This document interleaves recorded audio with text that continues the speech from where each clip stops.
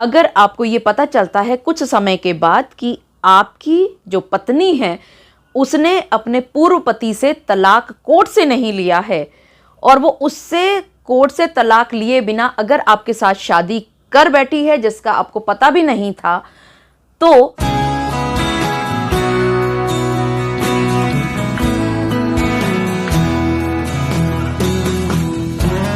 बहुत बार आपके साथ एक इस तरह की समस्या आई होगी कि आपकी पत्नी ने पहले शादी की हुई थी जिसका उन्होंने आपको नहीं बताया,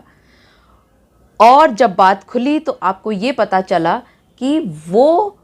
अपने पुराने पति से, यानी जो उसका पहला पति है जिसकी वो लीगली वेडिड वाइफ है, उससे आपसी समझौते का उन्होंने तलाक लिया आपस में बैठ कर के एक स्टैम्प पेपर के ऊपर, और उसके बाद उन्होंने आपके साथ शादी कर दी। अब वो किसी बात पर आपसे नाराज होकर के अपने मायके चली जाती हैं, तो क्या ये पत्नी आपसे मेंटेनेंस यानी खर्चा पाने का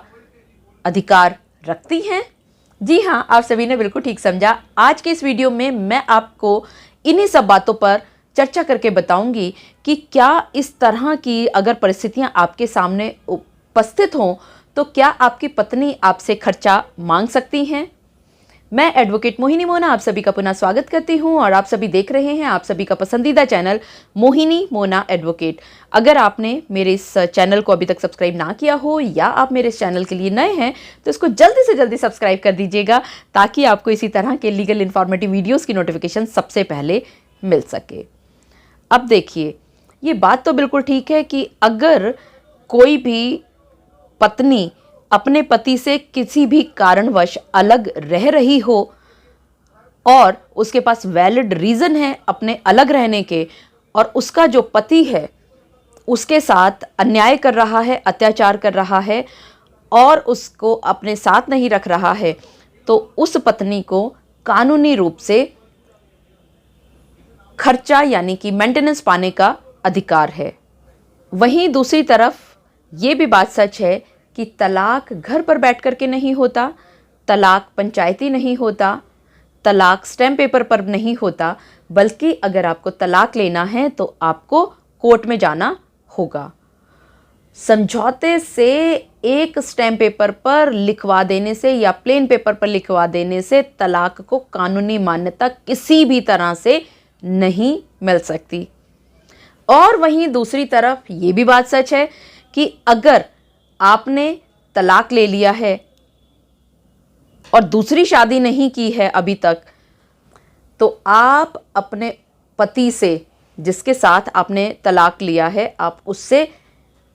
खर्चा मांगने की अधिकारिणी हैं। लेकिन एक इसी तरह का उलझा हुआ केस पहुंचता है मध्य प्रदेश हाई कोर्ट में,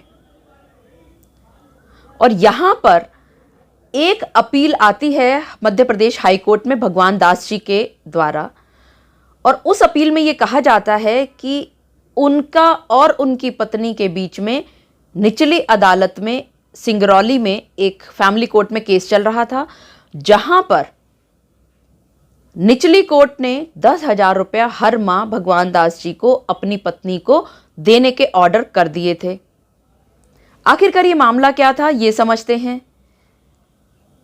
इन दोनों पति और पत्नी की शादी 29 मार्च 2017 को होती है मुख्यमंत्री कन्यादान योजना के अंतर्गत, और कुछ ही समय बाद यानी मार्च में इनकी शादी होती है और अगस्त 2017 में इनकी पत्नी इनको छोड़ करके चली जाती है। और जब ये कोर्ट में प्रोसीडिंग्स चल रही होती हैं तो वहां पर ये बात सामने निकल करके आती है कि इनकी पत्नी की पहली शादी 2006 या 7 में हुई थी किसी सुशील कुमार गुप्ता से, और उनसे शादी होने के 5-6 साल के बाद इनकी आपस में नहीं बनी और इन्होंने तलाक ले लिया, और वो भी इन्होंने आपसी समझौते से कागजों पर ले लिया। ये दोनों कोर्ट में नहीं आए और इसी बात पर अपील लगाई जाती है इस भगवान दास जी के द्वारा मध्य प्रदेश हाई कोर्ट में कि अगर इन्होंने पहली पत्नी से तलाक नहीं लिया है तो दूसरी शादी मान्य ही नहीं हो सकती, और क्योंकि दूसरी शादी मान्य नहीं है तो भरण पोषण उनसे लेने की अधिकारिणी ये स्त्री बिल्कुल भी किसी तरह से नहीं है। दूसरी तरफ ये महिला कहती हैं कि ये जो तलाक था आपसी समझौते का, जो कि इन्होंने और इनके पहले पति सुशील कुमार गुप्ता जी ने लिया था, उन्होंने पहले पति को छोड़ दिया था। तो क्योंकि इन्होंने आपसी समझौते के तलाक के बाद, जो कि कोर्ट में नहीं हुआ था, ये ध्यान रहे आप सभी को, इन्होंने पति को छोड़ दिया है, तो अब इनका इस अपीलेंट यानी भगवान दास से पैसा मांगने का पूरा पूरा अधिकार था। और वहीं दूसरी तरफ भगवान दास जी का ये कहना है कि निचली कोर्ट के द्वारा इस ऑर्डर को सुनाने में कहीं ना कहीं गलती हुई है। अब यहाँ पर मध्य प्रदेश हाईकोर्ट के सामने जो एक मेन क्वेश्चन था कि क्या ये जो पत्नी हैं ये भगवान दास जी की कानूनी ब्याहता पत्नी हैं, और दूसरा कि क्या इनको मेंटेनेंस मिलना चाहिए। मध्य प्रदेश हाईकोर्ट ने मुख्य प्रश्न पर आने से पहले इस बात पर चर्चा की कि किन किन स्थितियों में किसी पत्नी को अपने पति से खर्चा नहीं मिल सकता। अगर वो पत्नी एडल्ट्री में रह रही है तो खर्चा नहीं मिलेगा उसको। अगर वो साथ रहने से इनकार कर देती है, अपनी मर्जी से अलग चली जाती है, तो उसको खर्चा नहीं मिलेगा। अपने आप से वो चली गई है बिना किसी उचित कारण के, तो भी उसको खर्चा नहीं मिलेगा। और अगर ये पति और पत्नी अपने म्यूचुअल कंसेंट यानी आपसी सहमति से एक दूसरे से अलग अलग रह रहे हैं, तो भी इस पत्नी को खर्चा नहीं मिलेगा। लेकिन अगर यहाँ पर बात की जाए तो इस पत्नी ने अपनी पहली शादी को छुपा करके रखा। उसकी वो शादी अभी खत्म नहीं हुई है, वो शादी जीवित है, क्योंकि इन्होंने यानी इनकी पत्नी ने अभी तक कानूनी रूप से कोर्ट से तलाक नहीं लिया है, तो वो शादी अभी खत्म नहीं हुई है। तो अगर 125 सीआरपीसी के तहत ये पत्नी खर्चा मांगना चाह रही है भगवान दास जी से, तो ये नहीं मांग पाएगी। अगर 125 सीआरपीसी में इसको खर्चा लेना है तो ये सुशील कुमार गुप्ता जी से ही खर्चा मांग सकती हैं, जो कि इनके कानूनी ब्याहता पति हैं।